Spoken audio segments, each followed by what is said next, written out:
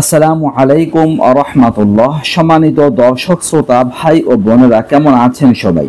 কাছের দূরের দেশ প্রবাসের যারা যেখান থেকে আজকের ভিডিওটি দেখতে আসছেন সবাইকে অসংখ্য অসংখ্য ধন্যবাদ। প্রিয় বন্ধুরা, আপনাদের সাথে গুরুত্বপূর্ণ একটি আমল শেয়ার করার জন্য আসছি।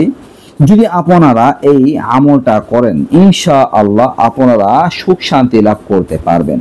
প্রতি মাসে মাত্র একবার এই আমলটা করবেন, সারাটা মাস সুখে শান্তিতে আপনাদের কাটবে, আনন্দের সাথে কাটবে, ভালো কাটবে এবং সমস্ত প্রকার অনিষ্টতা থেকে, প্রাণীর অনিষ্টতা থেকে, জিন ভূতের অনিষ্টতা থেকে, বিপদ আপদ থেকে আপনারা বাঁচতে পারবেন যদি এই আমলটা করতে পারেন। দর্শক, আমাল কোরআনী থেকে আপনাদের জানাব। তো যখন প্রত্যেক চন্দ্র মাসের চাঁদ উদিত হবে, মাসের শুরুতে যখন চাঁদ উদিত হবে, চাঁদ উদিত হওয়ার সময় আপনারা এই সূরাটা পাঠ করবেন। সূরাটা হচ্ছে সূরা মুলক।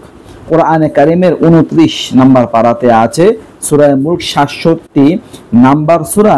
এই সূরার আয়াত সংখ্যা হচ্ছে 30টি। 67 নাম্বার সূরা, আয়াত সংখ্যা 30টি। একটি মাক্কি সূরা, মক্কায় অবতীর্ণ হয়েছে।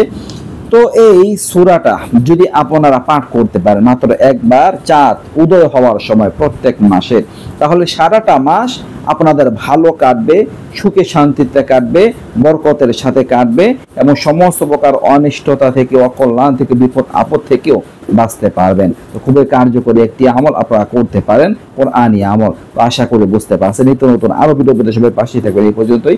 আসসালামু আলাইকুম ওয়া রাহমাতুল্লাহ।